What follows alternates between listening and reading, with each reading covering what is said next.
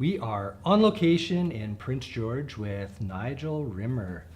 He is, I'm going to call you an event professional because that's what showed up on the website or on the internet when I searched you. And I know you through real estate. Are you still a realtor? Yeah, I'm still an active realtor in Prince George, yeah. Active realtor. And I know you were nominated for Top 40 Under 40. Yeah. And your company was nominated in the Business Excellence Awards as well. Yeah. Yeah. Well, you sure did your research. Yeah, I always do. Yeah, I got to keep that research going. Yeah. So let's talk a little bit about. I want to start with your event business because to me that's the most interesting because that's kind of like what we're doing here, right? We got the microphones, we got the lights, we got the audio, and so that's a big part of what you do now. And it's a relatively new business. I think you started it in 2023-ish. Yeah. Yeah, so I think the business you're referring to is Inspire Productions. So we're like an audio visual company, but we kind of encompass a lot more with event production and planning. I think because my business partner and we both had DJ and event companies prior. So I've had my one company, Northern Lights Entertainment, for about 15 years. No kidding. And been DJing events, been event planning, been hosting large events. Probably like our biggest event that we did with Northern Lights was at the CN Center. We hosted Carnival, which was like 1,400 people attended, huge Halloween party with full production. And that was kind of like before I got into the event production. I was more like promoter and DJ and things of that nature. So coming from that side of it, once I started getting into the actual production with the sound, the lighting, the video, all that stuff, I had more of like a well-rounded aspect towards event production. And I know we really like to incorporate that in our business and offer more. We're not just like, here's your speakers, here's your microphones, have fun. We're actually there to help the client, provide MC service. We're, making suggestions for music cues and like if they want to DJ in between the breaks and things of that nature. So, we're really passionate about producing events, and as we grow and get to learn more about the technical side of things, we're getting really passionate about that too. Oh, that's cool. What's the name of that company that you initially started 15 years ago? Northern Lights Entertainment. Northern Lights Entertainment. Yeah. Oh, so I still do that. I DJ a lot of weddings and special events and MC and stuff like that. So. Oh, okay. And that's just you then? I have a business partner who started the company with me, and he runs like the photo booth side of things. Oh, so cool. we have photo booth rentals, and he's mostly in weddings and stuff like that. And then like I only do so much weddings a year because obviously I have a lot of other things on the go, but I love doing it. It's great to be a part of people's special day. It's good money, and it's exciting to be like, it's a lot of pressure for they have a lot of expectations for their special day, their hopefully once in a lifetime event for them, right? Yeah. I can definitely talk about the pressure because I've videographed, I guess, a couple of weddings, and I know what you mean about the pressure. Like, you have to make sure that memory card doesn't become corrupted, or that your camera doesn't fry in the heat or in the sunlight or something like that. So it's a lot of pressure because there's like, with events, to some extent, there's like a little bit that you can kind of redo. When you're doing interviews like this, there's a lot you can redo. But like a wedding, there's like it's like one chance. There's no second take for weddings. That's for sure. Yeah. The pressure, it does make it exciting though, and it when you're in a pressure situation like that, it's kind of like a time warp too, because you're so focused and you're so engaged, like you're not really thinking of anything else, and it really makes it go by quick. Yeah, I find the time just flies by. Like, you're looking for stuff to do now you're not looking for stuff to do. You're looking for time to like fit everything in. Yeah. Because you're like, man, I've got 7 or 8 hours with the bride and groom. Yeah. There's going to be so much downtime. but there's like barely enough time to grab something to eat half the time. So, Oh yeah. yeah. Yeah, especially from like the DJ and MC perspective, if you're doing a ceremony and the reception, it's often at a different location. So you're like setting up early in the morning, providing the ceremony service, playing all the music, miking them up and everything like that.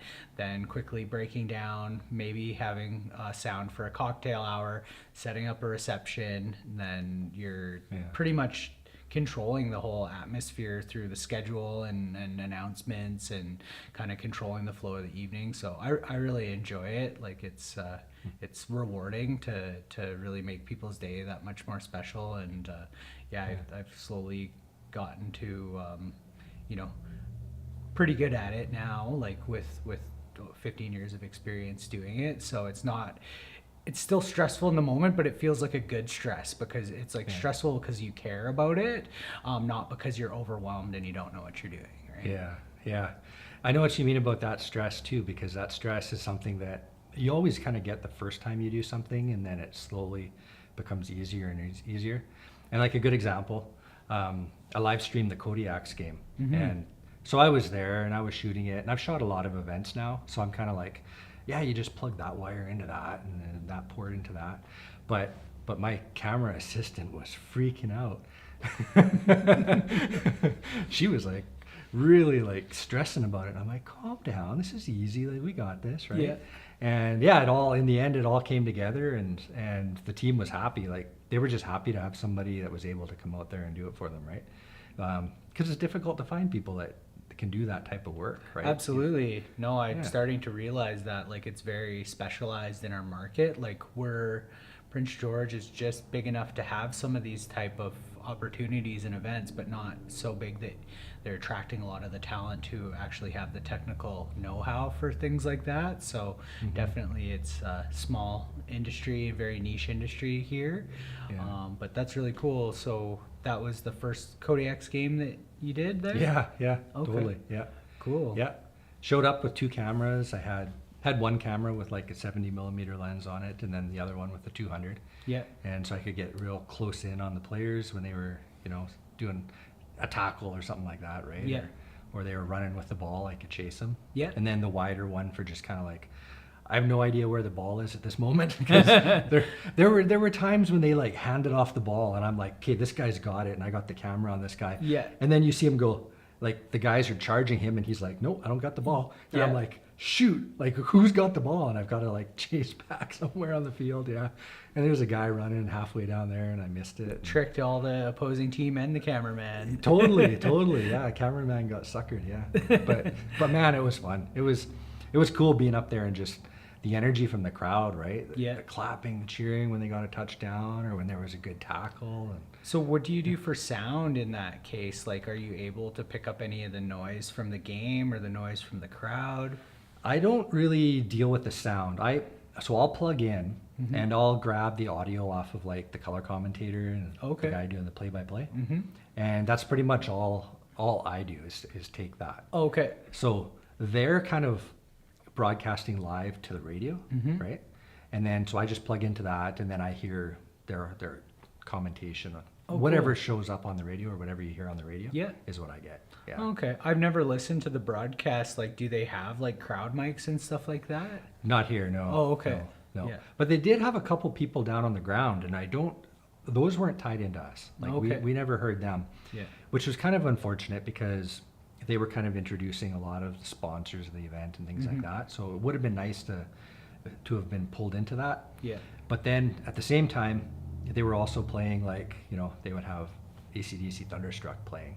And then it would only play for like 15 seconds until the game started, right? And then they'd cut it, and then it would come back with some Guns N' Roses or something, and then they'd cut it. So there was constantly music coming on and off and on and off and on and off. And I don't think we would have wanted to have heard all that in the broadcast. True, yeah, because that can be tricky. Like if you're putting it on YouTube or whatever, like it's gonna get taken down with copyright strikes. So absolutely, yeah. As it was, I think it did have a copyright claim against it. A few of them just because of that. Yeah. And they're just like, well, we're not monetizing it anyway, so don't even worry about it. But gotcha. Yeah, you gotta be careful about that kind of stuff. Yeah, because it was coming through the commentators' mics, and So it was recognizing songs and stuff. That's crazy. Yeah. Yeah, yeah. Wow. But yeah, you were asking about audio.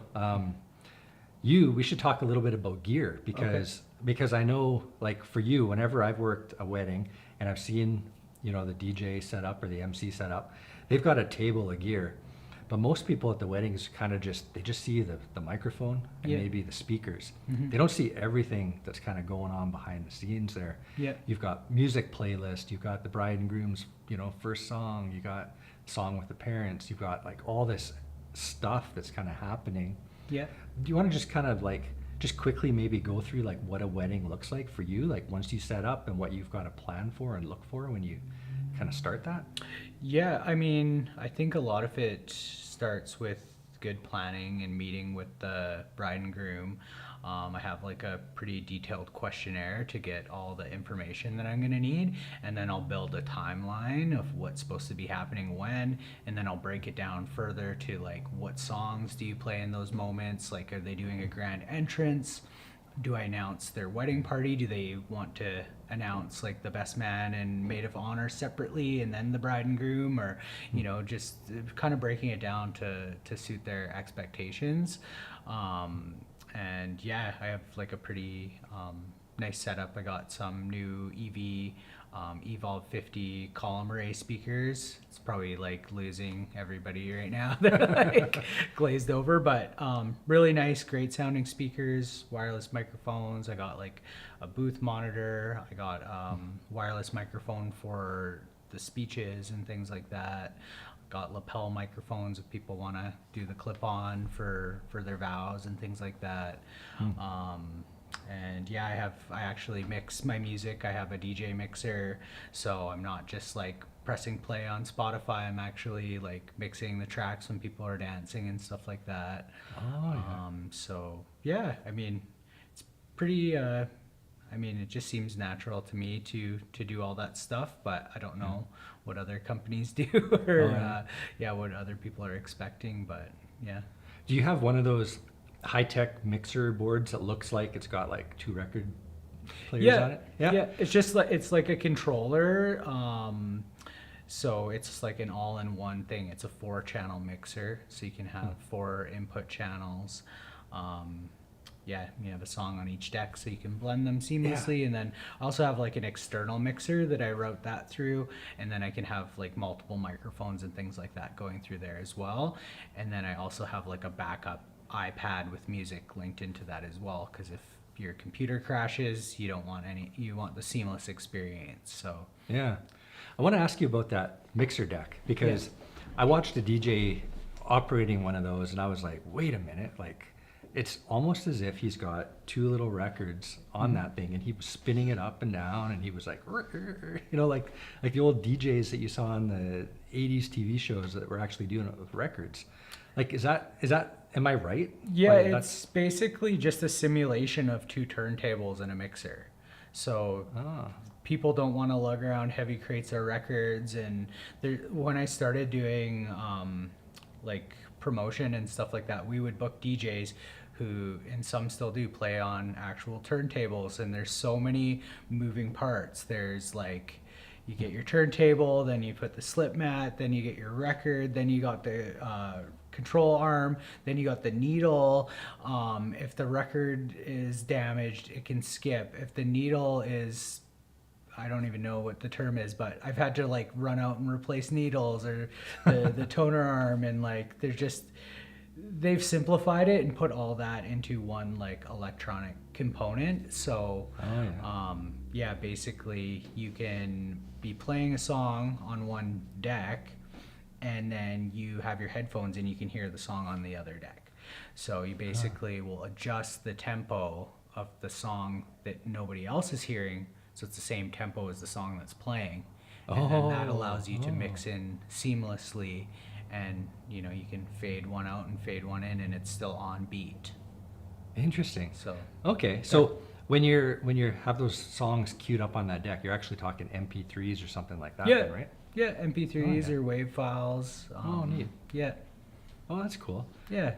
So you're actually like, you are doing what they did back in the day, but without records. You're just using modern digital music now. Yeah, I mean, to be honest, it almost feels like cheating. It's so much easier. Like I have 50,000 songs on my hard drive, and it's so easy to organize everything. You can organize it by key. You can organize it by beats per minute. Yeah, if you don't have the song, I have an iPad, and I'm just put up the request, and it's just like at the touch of your fingers. So our jobs are a lot easier. I respect where we came from, but now we're doing it a lot easier. Yeah, yeah. Do you know Jim Good? Is he the nature park guy? Yeah.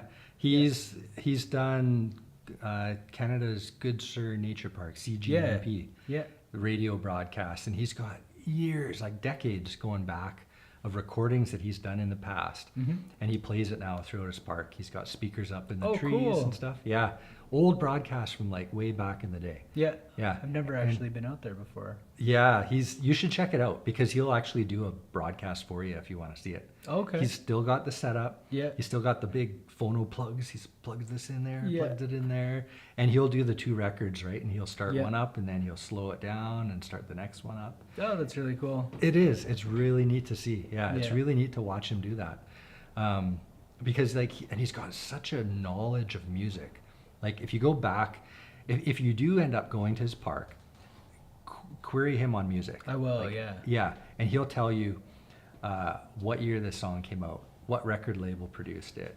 He'll tell you like what the color of the label is on it. He'll be like, "Oh, that's a blue label, and they changed it to orange when this changed." And yeah, he's just collected music from like his travels across Canada, and he just remembers. He just remembers when he bought that album, when it came out, who sung on it, and all That's those so details. cool. It's crazy. Yeah, I think music meant a lot more to people when they had to physically buy it. Now it's just like I'll download 50 new songs and like might play them once, and then like you kind of forget about them a lot of times. So I think that's interesting. Yeah, isn't that true, right? Because now you think like, I've been wanting to find some new bands because I've got all my old favorites, but I find a new band and they've just got like a few singles, it seems like a brand new band, right? Yeah.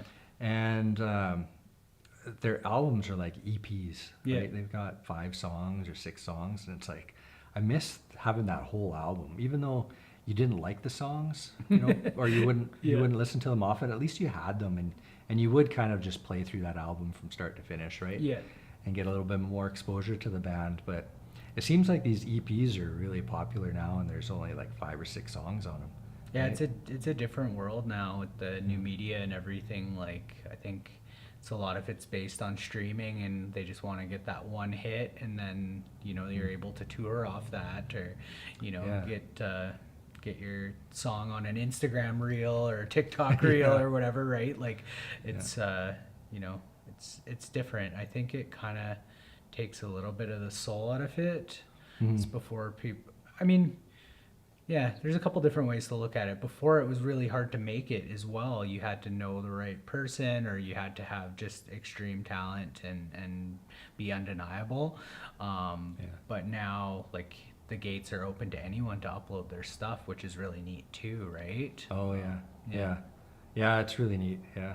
One other thing that I thought was kind of neat, and I'm segueing big time, but when you did your company hosted, or didn't host, but your company did the audio visual for the Business Excellence Awards. Yeah. And when I came up to talk to you, I just wanted to kind of come up and see your setup.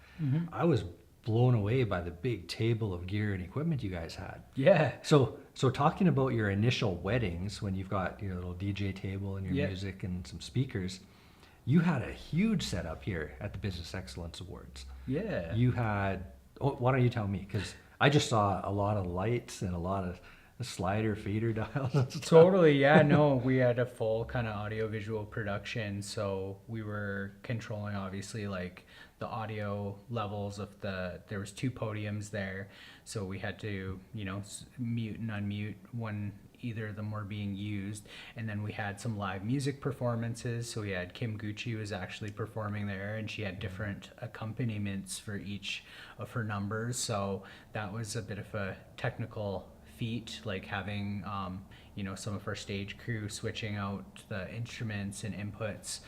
And then we had like a full lighting console. So we had, uplighting around the venue, and it was Northern Lights themed. So we were able to program the lights to change colors like the Northern Lights. So kind of to go back and forth between all the different light fixtures. We also had some moving headlights and spotlights to give it that award show feel.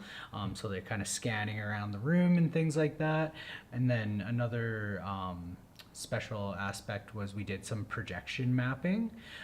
So we had like two 10,000 lumen projectors, and they were projecting onto these shimmer walls that the decorator put up, and we were able to project images of the Northern Lights to make them appear like they're kind of dancing a little bit. Yeah, those were neat. So yeah, we were working with some of our staff, and then a company we work close with called Visual Universe, and they do a lot of the projection mapping and custom visuals. So we usually work with them on bigger events, so it was nice to be able to utilize their services and their creativity to really make the event come to life. Yeah. But yeah, I think we had 5 or 6 people there on site for that one job, and that, how I was saying about pressure, like it's a live show. There's people are paying tickets. It's a lot of people from the business community. All eyes are on us. High profile performer Kim Gucci, and she was emceeing as well. So Yeah. the pressure was on, and that 4 hours of the event went by like 20 minutes, it felt like. Yeah. How did it go? It was great. Yeah, it was flawless from a technical perspective. It was really great, really rewarding, and it's a really rewarding career in business, because you get to work really closely with these organizations, and they're really stressed out because they might never really produce events. There might be new people in those roles who haven't hosted the event before, and we get to be the ones to say, hey, it's going to be okay. We're going to kind of guide you through this, and have you thought about this, or are you going to do this? And just kind of use our expertise to help them produce a successful event. And then it's really rewarding because you get to be part of that team. You get to see it all come together, and then you get to kind of bask in the gratitude and accolades after, when everything goes smoothly and the organization's super happy, and your team's all high-fiving and hugging. Like it's really cool to be able to do that. Yeah, cool. Let's talk about something that didn't work out for you. Do you have any stories of like problems, issues with electricity? One thing comes to mind, and I hope it wasn't a wedding. No. It was actually with Inspire Productions. It wasn't really our fault, but when you're behind the scenes controlling everything, everybody kind of turns around and looks at you. So I'm not sure if you're aware of Jocko Willink. That sounds familiar for some reason. He's like an author, ex-Navy SEAL. He's been on Joe Rogan a bunch of times, and he's like a really big kind of influencer guy. Anyways, he was hired by Macro Pipelines to do a kind of a presentation and a pep talk during one of their safety meetings. So we were hired to do the audio visual for that. And it was at a very remote location on Reserve, because that's kind of near where the pipeline was and stuff like that. So we had to bring our own internet out there. We had the Starlink hooked up. We had 600 people there watching this presentation, and we were projecting his image onto a giant projection screen behind the stage. We had a Q&A mic, and we had a camera on the Q&A mic, so he could see the person asking the question, and they could see him responding to him. So it was like kind of like a hybrid setup. So a lot of moving pieces on Reserve and without stable internet connection and stuff like that. So it was a pretty big high pressure thing, and the guy who booked us, he kind of whispered, hey, we paid Jocko $25,000 for this 1 hour, so don't screw it up. So we're all like, ooh. Wow. So we had all our laptops hooked up with the Teams stream, and he's in the middle of giving his speech, and he freezes up on the screen, and you can still hear the audio, but the video is frozen.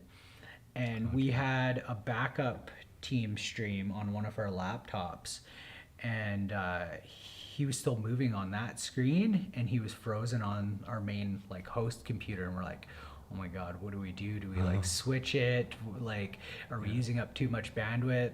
So he was frozen for like a minute and a half, and I was just like, let's just try this. And I closed the laptop that was like our backup laptop, and he unfroze on the main screen. Oh, weird. And we didn't really know why. Like, we think it might have been a bandwidth issue. And then he started moving again, but we were sweating bullets because, like, you know, how do you say it's not your fault when it, you know, you're responsible for that, right? So at the end of the day, you're taking the heat. But we were sweating bullets for about a minute and a half there, and then once that was closed, the rest of the presentation went great, and then they were doing Q&A, and that went flawlessly, and they were super happy with us. So Good. and also Jocko, he's like 6'4", huge, like muscular guy, and he's like very like, he was like a Navy SEAL commander. Like, it's not a guy you want to disappoint. So I didn't want to get berated by him by any means. So well, hopefully everything on his end looked good, and he had no idea. I don't think he knew anything, and at the end of the day, he's still getting paid $25K for an hour of speaking.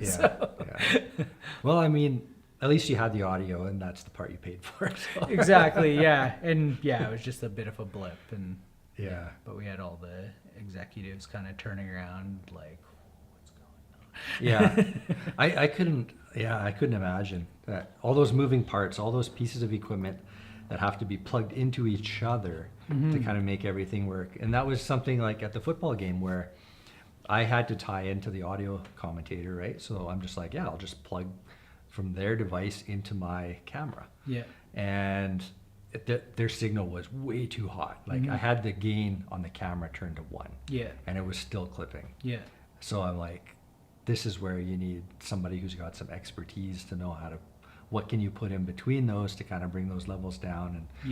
And basically for next game, we just need to convert it basically from like a line level to mic level to go into the camera. But yeah, like, we had no idea. Like, they just said, you know, they're going to have some headsets you'll just plug in. Not thinking they were going to have like line level equipment that isn't compatible with your microphone input, right?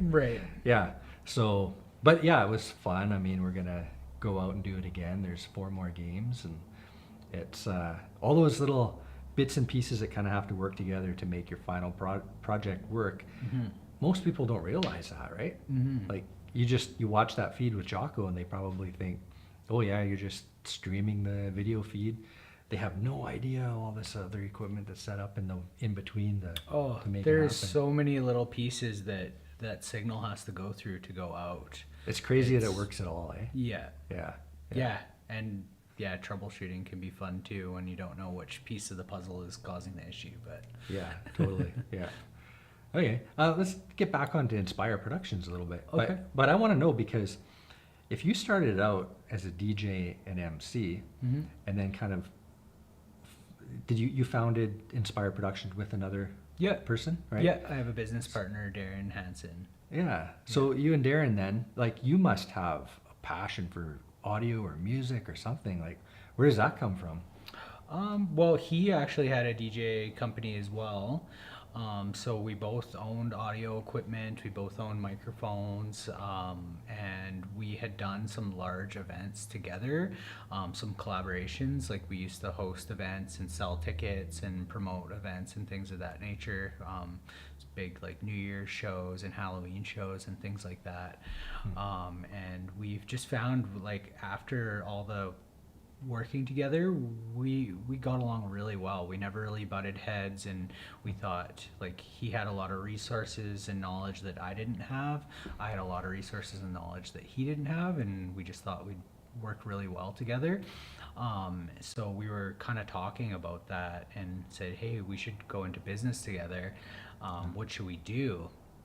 And like that same week, he was returning equipment that we had rented to Blake Productions. And Blake Productions was the, the leader in audiovisual service in Prince George for a number of years. And Brent, the owner there, let Darren know, hey, we're actually retiring. So, do you know anyone who wants to buy some equipment? And we thought, hey, this might be a really good opportunity to go into business. Let's learn about this. So, that was in December, and I was scheduled to go on vacation. We went on a trip to like Guatemala, and we were gone for 3 weeks. So, right before I left, that opportunity came up, and we started talking about it. And while I was gone, I'm thinking about it, and I came back in January, and we put together a business plan and submitted it to Community Futures, and they approved us for funding.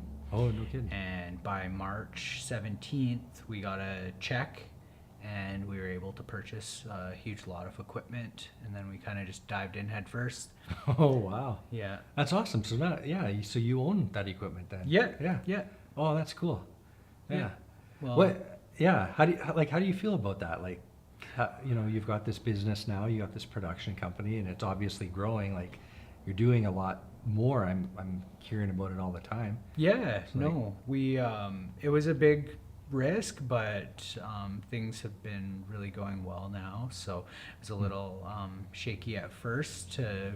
We're kind of like, what did we get ourselves into? Are we over our heads here? Because we're learning about all this equipment, and luckily we were able to lean on some other experts who had a lot of knowledge in the audiovisual field. We were friends with some technicians who were able to step in and really help us run some of the events, because we know all the logistics. Darren's an electrician, so he knows about power and wiring and running cable. I'm fairly technical, so I was able to pick up a lot of the AV slack there. It was kind of funny because our first event that we did was Northern Fan Con at the CN Center. Oh, yeah. And like, that's a pretty big Huge, event. huge, Yeah, it's yeah. in the largest venue in town. It's a 3-day event. Like we when we made our business plan, we were thinking, maybe by year 3 we'll be ready to do stuff in the CN Center, and that was our very first event. So, Oh, yeah. yeah, it was a little scary, but it went great. So, Yeah. it was a huge learning curve, and we hired some of the right people, and we worked our butts off. And happy to say we've done 3 fan cons now. They brought us back. Wow. So we must have done something right, but Yeah, it's been a pleasure working with Norm there at Northern Fan Con and the team. And this last year was the 3rd year, and my stress level was like maybe like a 2 out of 10. The Yeah. first year was probably an 11 out of 10. So it's Yeah. nice. Like now we're kind of prepared for everything there, and it makes it a lot easier. Yeah. Do you find now that you can kind of go to an event like that and you're kind of the expert, like they'll say, hey, we want this, and you'll go, I know how to implement that, and this is how I'm going to do it, rather than them kind of telling you what they want? I wouldn't by any means say I'm the expert in regards to a lot of the bigger events, but it's always an evolving industry, and it's always opportunity to learn. I go like as a spectator and as an attendee, I'll go to events now, and they're kind of rude for me because I'm like just like looking at the lighting, I'm looking at the consoles, I'm looking at how they're producing the event, as opposed to like the actual performance. It's like kind of analyzing everything in that way. And then when it comes to people wanting to produce their own events and having ideas, we are able to kind of say, hey, how are you going to do that? Or have you thought about this? And kind of give them some things to think about, to know if it's actually possible or not. Because a lot of times you're running into people who have great ideas, but logistically, like it's pretty difficult to make happen. Yeah, in reality. It is, yeah. Yeah. Yeah. When I was saying, I wasn't really saying like you're the expert at it now. I was just kind of thinking like, you can go into a situation and say, we need this type of mic, we need wireless mics.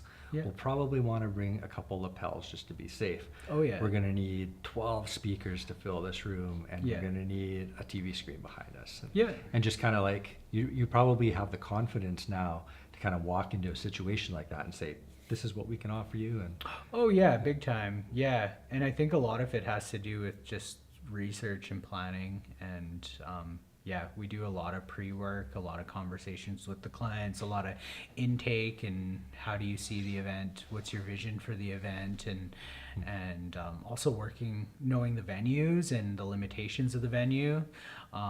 Some things are possible in certain venues, some things aren't. Some places have low ceilings, some places have really high ceilings, some are long and narrow, or like, so there are certain limitations just from the physicality of the space, depending on what people want. Yeah. okay. Really important question here now. You bought all that gear off of Blake Productions. Yeah. Enough stuff to start a production company with. Are you done buying gear? Oh God, no. No. No. Honestly, it's kind of the nature of the beast. It's just constantly buying more, so you have more capabilities. And we'll get requests to do jobs that, we might not have all the equipment to do, and then we'll just buy more equipment. And if we think we're going to be able to utilize it in the future, it's like, okay, we can do this type of event now. So definitely constantly evolving, constantly upgrading, and some things just some things get old, like technology, right? It's always advancing and moving forward. So, and now that we're into it, we're kind of like gear nerds too, and we always want like play with the new toys and get the latest and greatest. So Good. Well, I'm glad it's not just me. 'Cause Yeah. if you like, set this place up. This is the 19th episode, right? Yeah. And I'm still, I've got an Amazon piece coming probably tomorrow or the day after. Yeah. And if you look around at some of this, that's a new cable there. Yeah. There's just little things. It's just like, well, let's just replace that with this. And, Yeah. Oh, how do we make it better, and how do we make our lives easier, and how do we make our setups quicker? Yeah. One of the things that we invested in that saved us a lot of time this year is like wireless video transmitters. So a lot of times at conferences, people want to use, they call it a confidence monitor. So when you're speaking at the podium, there's a TV screen there with the slides that are behind you. So they don't have to be turning around to see what's on their slide all the time, and then they're like going away from the podium microphone. They can just be talking and looking at a big TV right there. Right. So before, we used to run cable, like sometimes 150 feet, sometimes 200 feet of cable all the way up to the stage to share the slides. But now we just plug in our wireless video transmitter and broadcast the slides right to the TV, and it takes 10 minutes to set up, as opposed to like over an hour sometimes. So. Oh yeah. Are they pretty reliable? Yeah, well, we bought some of the very high-end ones. They can actually broadcast, if it's line of sight, 2.5 kilometers Oh wow. in 4K video. Oh really? Yeah. Wow. And one of the uses that people use those specific ones for are live sporting events. Yeah, So that's what why you'll when I see was the thinking. guy with the camera on the sideline, like going down the camera or going down on the field and stuff like that, shooting back to the video booth. Yeah. So that's where you'll see the use of those a lot of times.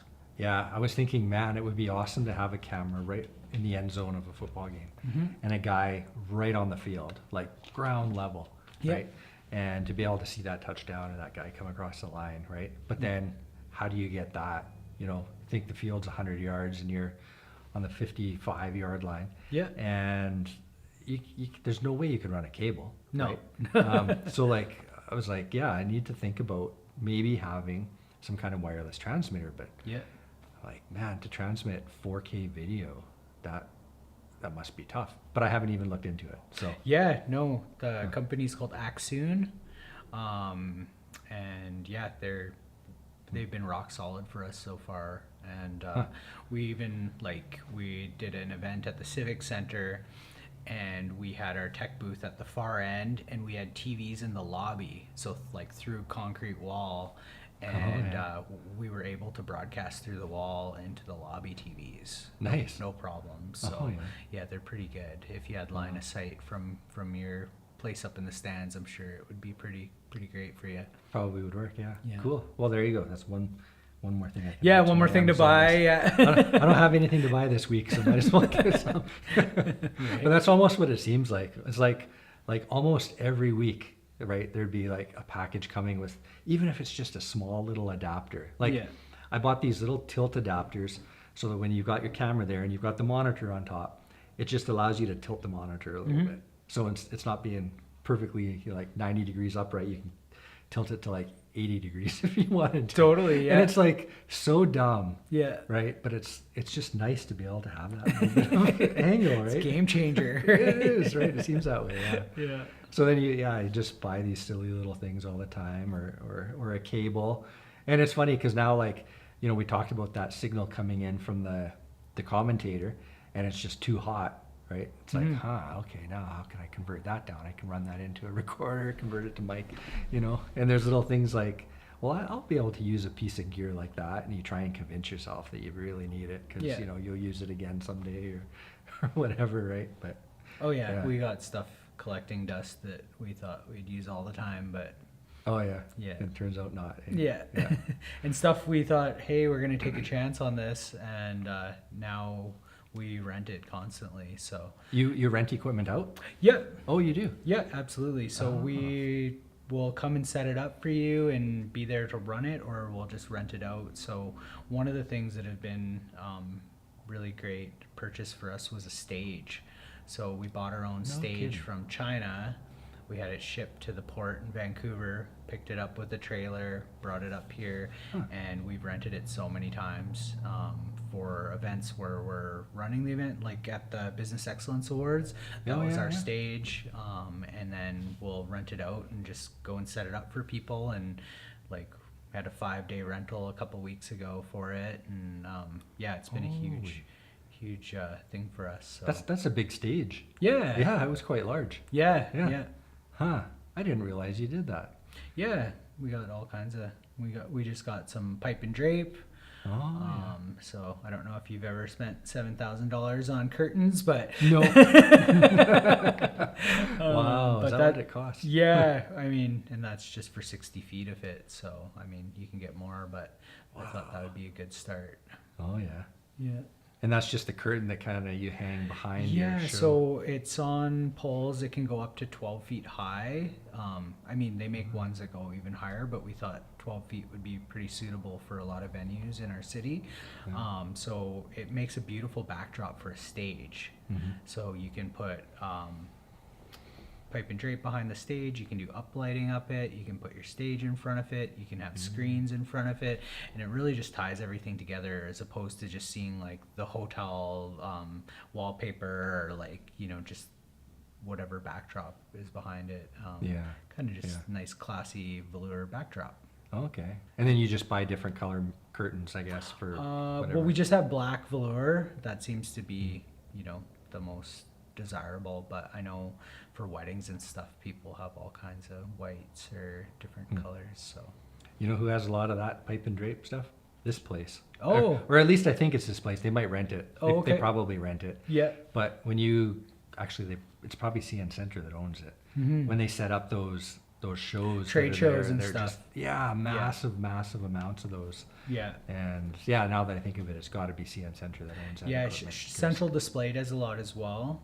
Sheldon there, he has tons of stuff for the trade shows, and he has lots of pipe and drape as well. Oh yeah, I should go in and talk to him again. I met him once, a while, probably close to 2 years ago now, and I've always been meaning to go in and talk to him. He's a great guy, super knowledgeable, super hard worker, awesome to deal with. So we have a really good relationship with him. Nice. So what got you into all this type of stuff anyway? What kind of piqued that interest that got you into DJing or MCing in the first place? Oh, geez. Because you're not that old. You look like a young guy. I'm 40 now. Are you 40? Yeah. Oh, I wouldn't have guessed you were 40. Yeah. You still got a lot of color in here, unlike me. Yeah, it's starting to change, but yeah. Um, yeah, so I was just always into music. Like in high school, I would be the guy who brings the like burnt CD mixtape to the party, and Oh, yeah. everybody knew like I was bringing the music. So I just loved music and loved sharing that with people and playing stuff that people might not have heard before and really like. And then when I found out you can make money doing that, then that was a huge bonus. But that was always kind of my side hustle, was the DJ business, and I still had like a regular person job. Oh, yeah. And then in 2019, I left my 9 to 5 job and just went strictly on my own in terms of business and stuff like that. And that's wow. been really rewarding and haven't looked back. So That must have been, like, talking stress, that must have been stressful. Like, that must have been a lot of unknown, hey? well, to be honest, like I had kind of planned for it, so I was like, I guess it might have been kind of like a midlife crisis scenario. Like I was, I guess, 33 or 34 at the time, and I thought I've been working a 9 to 5 job since I was in my early 20s, and there's a whole world out there, and like, what am I doing, kind of thing, right? Like I just really had a hard time knowing you got to be at this desk from this time to this time, and Yeah. that's kind of the be all and end all, right? So I just wanted to experience something else, so I did save up a bunch of money, and allowed me the freedom to go traveling, and I took some time off and went traveling, and just kind of business planning, and then planned my next, from then until now, basically. So Oh, yeah. Well, you must have done well. It's 2025, and that was 6 years ago then. yeah, Yeah. yeah, exactly. So yeah, I mean, I was took a bunch of time off to go into travel, and then I was gonna dive headfirst into all this business stuff, and then COVID happened, right? So that was Oh, kind of yeah. took the wind out of my Oh, sails.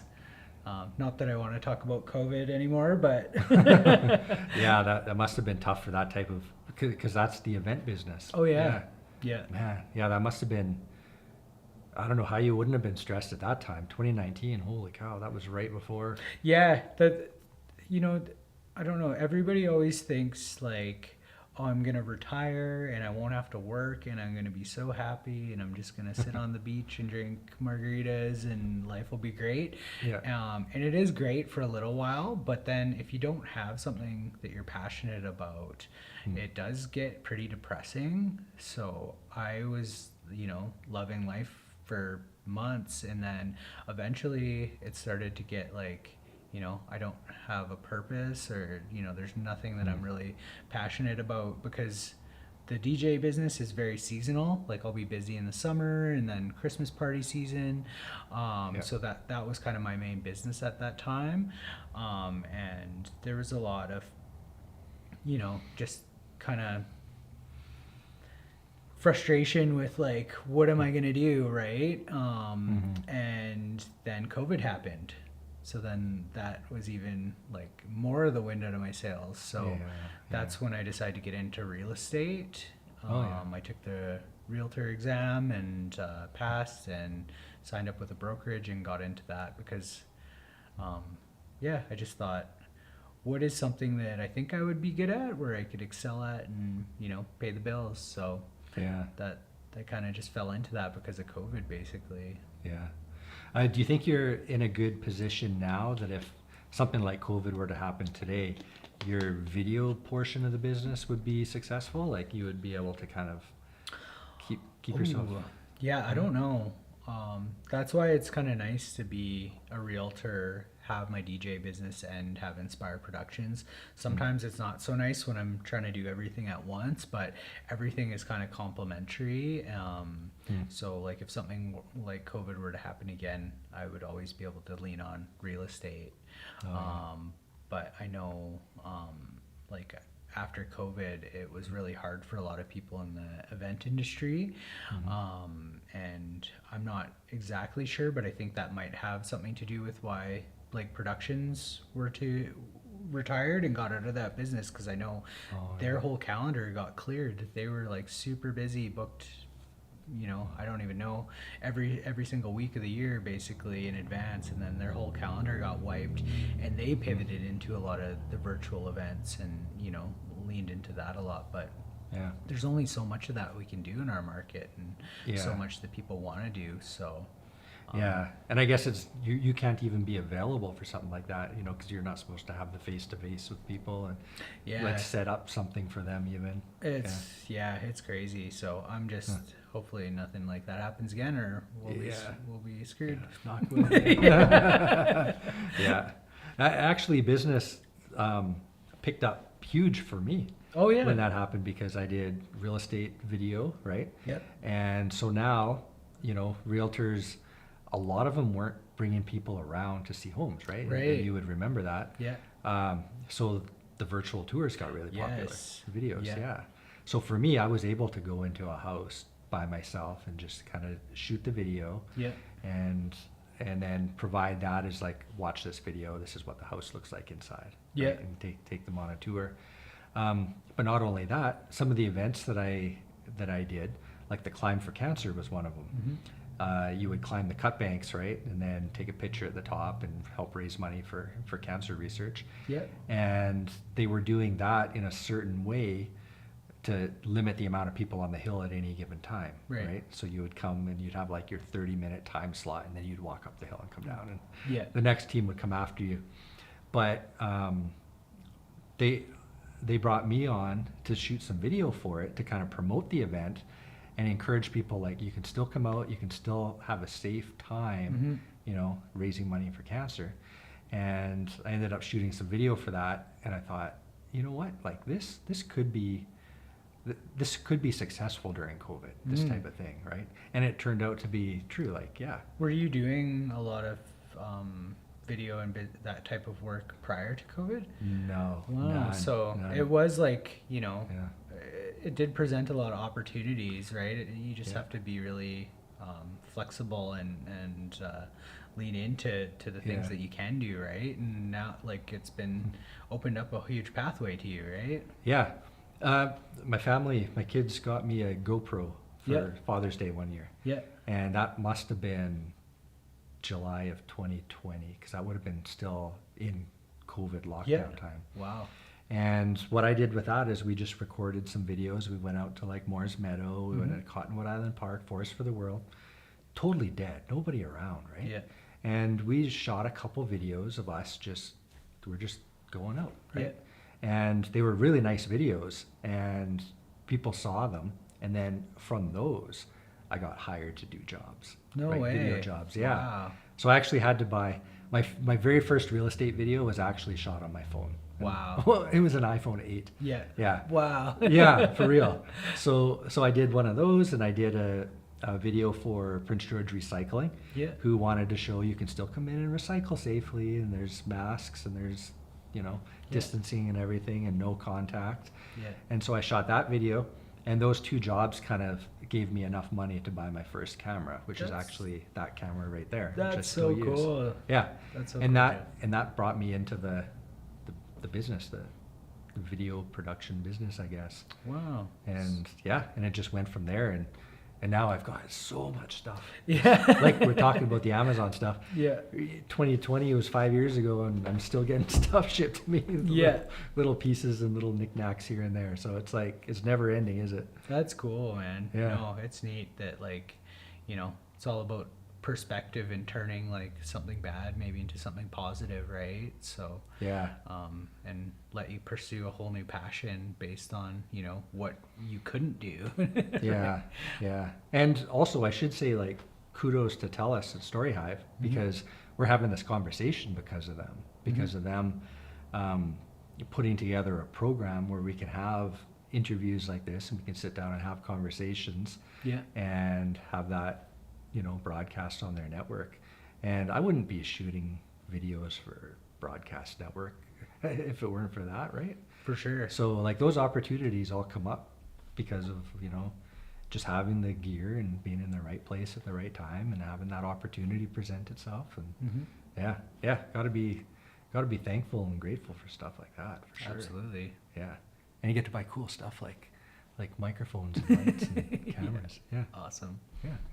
So why don't you tell me a little bit more about yourself? We're probably got less than 10 minutes to go. I'd like to hear kind of about you, maybe growing up and what you did as like a young guy and that ventured you or steered you into this music business. Yeah, I mean, my biggest passion probably growing up was the outdoors. So I love to spend a lot of time hiking, camping, nature. So that's really grew up in Prince George here, and then moved to Edmonton when my dad got a transfer to Edmonton. So after high school, I moved with them. I wasn't quite ready to be out on my own, and then after living in Alberta for a couple of years, I just wanted to come back because all my friends were here, and I just love BC and the nature aspect. And so coming back, I really just enjoyed the outdoors. I went to school here, learned about business administration. Then I got into the hospitality industry. I worked at the Coast and at the North Hotel. I started as a bellboy. I went in there one day to get a haircut, and I seen somebody I knew working at the front desk, and I asked if they had any positions available because it's like 20 years old in between jobs, and he said yep. So I got an interview there. I was a bellboy. It was a great job because I got to be in all the different departments and learn about all the different departments of the hotel and kind of move around the building and have a little bit of freedom. And then I eventually worked my way up to front desk. I did some security there. I did some accounting. I was the night audit clerk for a while. Oh, wow. And then I seen a job posting at the Treasure Cove Hotel for a sales manager. So I applied there. I went over to that hotel. Soon enough, I was the operations manager, and then I was the general manager. So I kind of went from bellboy to general manager in about, I think, probably 7 years' time. So I really love the hospitality industry and that guest experience and working in a big team and stuff like that. So that was kind of my career until I decided to start doing my own thing. Other than that, one of my big passions is travel. So just to kind of stay sane during the winter in Prince George, we always plan a trip to go somewhere warm in the winter. So backpacking in Mexico. And lately we've started doing more of planning a trip around a challenge or an adventure. Oh, no kidding. So 2 years ago we went to Guatemala, and one of our main focuses was to hike this volcano. So we hiked up a volcano and got to camp at the top of it, and then it's pretty cool. At night you could see the lava erupting, and you'd actually see It was active. Yeah. Oh, Yeah, you'd really? see it was about, I think, a kilometer away. We were on one volcano that was dormant, and then right beside a active volcano, and you'd hear it erupting all night. You'd see lava spewing out the top and stuff. It was really cool. Man. It's Volcan Fuego was the active one. So that was a great experience. The year after that, we're what are we gonna do to challenge ourselves this year? And we did the West Coast Trail. And that was a 7-day hike, which was really challenging and very rewarding. And then this year we're doing a 7-day hike in Iceland, and we're leaving in less than a month to do that. Oh man, you're gonna bring a camera, video and stuff of your trip? I'm planning on buying a new phone because I don't have a camera, but Man. I was gonna get a new iPhone Pro, and they take pretty good I mean, video. it'll be awesome. Yeah. Yeah. I just see so many pictures and videos of Iceland, and it looks amazing. Mhm. And same sort of thing, volcanoes, and Yeah. and lava, and then waterfalls, Hot and springs and waterfalls Yeah. and yeah. black sand beaches, like you name it. Yeah, I've heard people just describe it as like otherworldly, so we're really looking forward to that. We're doing this one hike. It's 7 days, and on the last day, you go past 29 different waterfalls, Oh yeah. and all through canyons and stuff like that. So And that's all on foot? yeah, You cross that many waterfalls on foot? yeah, Wow. yeah. Wow. Yeah, I think it's 75 kilometers or something like that. Oh yeah. Um, so you mentioned Guatemala. Do you know Christian Silva in town? No, I don't believe No? so. So I can't remember if it's Guatemala or Nicaragua that he goes to, but he does water purification. Oh, cool. So he goes down there every year, and he provides filters for water, and I think they might do something with digging wells and stuff like that too. But yeah, his focus is on water purification. So Oh, very he- interesting. Yeah, he's got family down there and stuff, so he goes there for a while. And yeah, he tried asking me to go down there one time, and I would have loved to have done it, but it would have just been very expensive, right? Mm-hmm. But how did you like Guatemala? Like, It was really, it was great. The people are amazing, very, kind, and uh, it's funny because a lot of people, you grow up and you just hear, oh, if you go to Mexico, don't leave the resort, or Yeah. if you go to these places, oh, they're so dangerous. But like honestly, there's good people everywhere, and if you're not looking for trouble, you're generally not gonna find it. So, I really enjoyed Guatemala. I would say it's a little more like the nature is not as pure as some of the other places I've been to. Unfortunately, like a lot of the hiking trails, there's garbage along them and stuff like that. Oh, yeah. Because people don't really have the resources to dispose of their garbage properly. Like they do a lot of burning of garbage and stuff like that there, because there's no garbage truck coming to pick up your can and stuff like that. So that was a little bit of a bummer there, because we come from BC and there's so much pride, and people are picking up their wrappers on if somebody else leaves a wrapper on the trail or whatever. So that was a little bit surprising to me. But I mean, as far as the country goes and as an adventure, it was really neat. yeah. Do you feel safe there? I did, yeah. Yeah. Yeah. Okay. Yeah, Did- you kind of research where you're going ahead of time, and you use your kind of, you just the same as any big city too, right? You're not gonna go on a patio in Vancouver and leave your phone on the table and go to the bathroom, right? So Right, just those yeah. little things that you have to be aware at all times. Not typically going out by yourself at night. Just the common sense things. But yeah, I didn't. Though actually, the one part we did feel a little unsafe was we went to Guatemala City, and it's about 5 million people there, and we went to the some of the touristy areas, and then we went to like the older area of the city. There's like a palace. I just think it's like their parliament or their palace area, and the sun started going down, and we're like, okay, we better get a ride back to our Airbnb. And I tried to get an Uber, and we were waiting, and then they canceled the ride. And I tried to get another one, and they canceled the ride. Nobody was wanting to come pick us up for some reason. So we had to get in like a sketchy taxi, just like kind of took a picture of the taxi before we got in and sent it to our family, be like, we're getting a ride from this guy. So, but yeah, that was a little bit out of the comfort zone, but I mean, there was nothing really. You made it back to Prince George, so it all worked out in the end, right? Yeah. Yeah. Cool. Well, we've been chatting for an hour, and Cool. it's good conversation with you. Yeah, absolutely. How if somebody wants to get in touch with you about like an event that they're having and they want you to kind of help out with it, how can they get in touch? I would say probably the best way, inspireproductions.ca. That's our brand new fancy website, and it's got our contact info there. Other than that, at DJ Nige BC on Instagram, if somebody wants to reach out and DM me or something like that, if you have an idea for an event, if you need entertainment, if you need help,